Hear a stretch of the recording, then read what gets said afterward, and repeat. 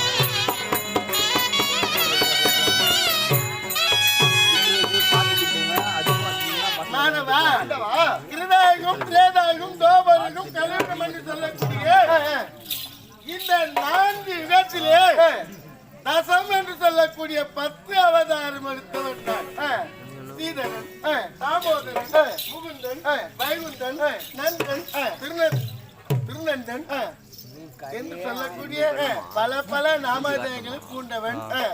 நான் எடுத்த இந்த அவதாரம் தோபர யுகத்திலே அதர்மத்தை அழித்து தர்மத்தை நிலைநாட்ட ஸ்ரீ கிருஷ்ண அவதாரம் என்று பிறந்தீங்க. ஆவணி மாதம் அஷ்டமி திதி ரோகிணி நட்சத்திரம் கிருஷ்ணபட்சம் கூடிய நன்னாளிலே தேவகி அம்மையருக்கும் வசுதேவருக்கும் அம்மா நம்சன் ஏற்படுத்திய சிறைச்சாலையே நான் 8வது பிள்ளையாக பிறந்தேன். அதே இரவிலே நந்தகோபர் மனையிலே யசோத பிராட்டியார் மடியிலே கண்ணனாக வளர்ந்து எடுத்ததோ கிருஷ்ணவதாரம் வளர்ந்ததோ கண்ணனாக. எங்க போயினாலும் பெருமாள் கோயில் மூலவர் பேர் இருக்கும், உச்சவர் பேர் இருக்கும். அப்படி ஒருத்தி மகனா பிறந்து இரவில் ஒளித்து வளர்ந்து ஏங்க தரிக்கிலான் ஆகிய தான் தீங்கி நினைத்த கருத்தை பிழைப்பித்த கஞ்சன் வயிற்று என் அம்மா என் தாய் தந்தையை சிறை வைத்தார்.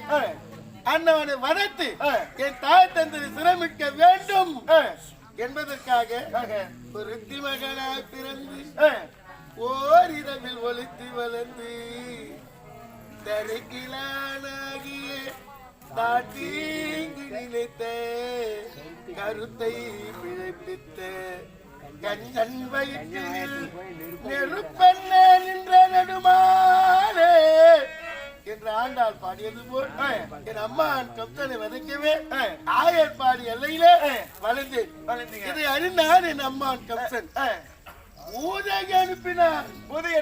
நான் என்ன செய்தேன்? அந்த பூஜையை கொண்டு அது மட்டுமல்ல தேனுகன், திருநாவத்தன், பகன், சொல்லக்கூடிய பல அரக்கர்களை எல்லாம் அனுப்பினாங்க. என்ன ஆனது? முடியாமல் போனது. கடைசியிலேயே என் அம்மானையும் கொன்று ஒன்னும் கேட்க மாட்டேங்குது. எங்க அப்பா அம்மாவை சிரமிட்டு வளர்த்த பாசம் பெரிதா பெற்ற பாசம் பெரிதா? பெற்ற பாசத்திட வளர்க்கணும்னு ரொம்ப கஷ்டப்பட்டாங்க. ஆமா, வளர்த்த யசோத பிராட்டியாருக்கும் நந்தகோபருக்கும் மகனாக இருந்து ஆயர்பாடி எல்லையிலே கண்ணனாக வளர்ந்து வந்து கொண்டிருக்கிறேன். சரிங்க. துவாரகாபுரி வாசன் என்ற பெயர் இன்றைய நான் ஏற்பாடு செய்தீங்க. புரியுதா? புரியுதுங்க. எதுக்காக அந்த துவாரகாபுரி வாசன் பேர் வச்சேன்? எதுக்காங்க? சரா தந்தையோட யுத்தத்தை செய்கிறேன் நான். ஏன்னா அவன் மறுப்பிள்ளை எங்க அம்மாங்கார யார் மறுப்பிள்ளை? சராசன மறுப்பிள்ளை எங்க அம்மாங்கார எங்க அம்மாங்க நாங்க ஒண்ணு சொன்னீங்க. சராசனத்தில் ஏன்னா என் மருமக பிள்ளை பண்றாள் என்று என்னிடத்தில் யுத்தத்தை கொடுத்தான்.